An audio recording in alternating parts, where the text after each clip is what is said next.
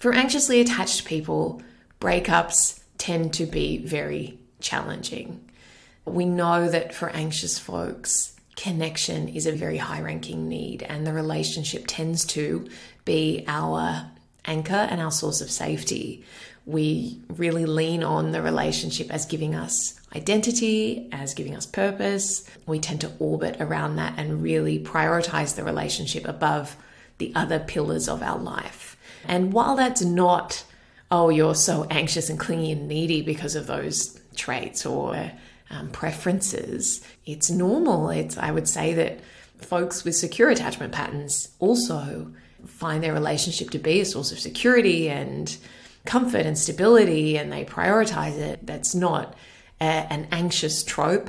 Anxious folks tend to over-index on their relationship to the exclusion of other areas of their life, or to the detriment of other areas of their life, which can be neglected in favor of putting the relationship first above all else. And particularly if a relationship is under stress or strain, the anxious person will up the ante on how much time and energy they are devoting to being around their partner, trying to fix the relationship, thinking about the relationship. All of your internal resources are going to be funneled into Operation Save This Sinking Ship, right? And so the irony there being that as you keep ramping up your efforts, as the relationship becomes more and more strained, if you do then find yourself in this situation of a breakup, the relationship is ended,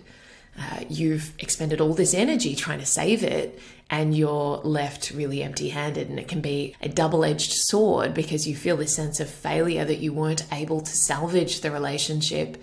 And at the same time, you then turn around and look at the rest of your life and there's not much happening because you became so laser focused on the relationship. And you might have neglected friendships. You might have isolated yourself. You might have, stopped doing whatever else you usually do. You might have abandoned your regular routines or become disengaged from work or any number of other things because you were so focused on the relationship and trying to stop it from ending when it was feeling really dire. And so for the anxious person, there are so many different layers of struggle here. Not only have they lost this anchor and this safety blanket, but there's the sense of failure. There's the sense of the unknown, of uncertainty. All of these things are big triggers for people who struggle with anxiety, and usually try and manage that anxiety through control and creating predictability, through focusing on another person and their needs. All of these patterns that are pretty common among most anxiously attached people. You've got all of this kind of energy that you are used to heaping onto someone else and a relationship, and all of a sudden you don't know what to do with yourself. And that can feel just incredibly uncomfortable.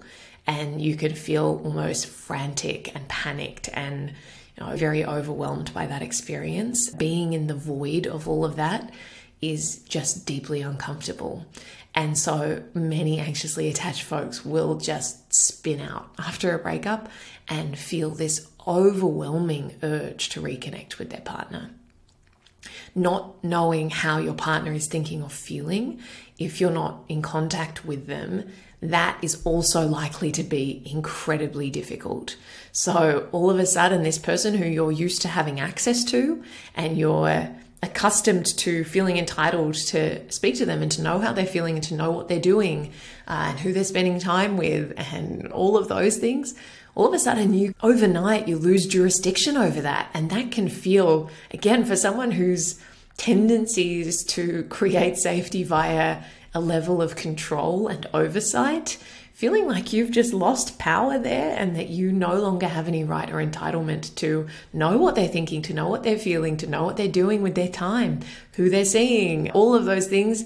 That is likely to send you into spirals of stress and panic and anxiety and jealousy and all of those other things. And I think that behaviors like stalking their social media and when have they been online and who have they been talking to? Oh, did they just start following this person? Is that all of that stuff, which I'm sure you're listening, and some of you will be sheepishly raising your hand and going, yep, that's me, done that.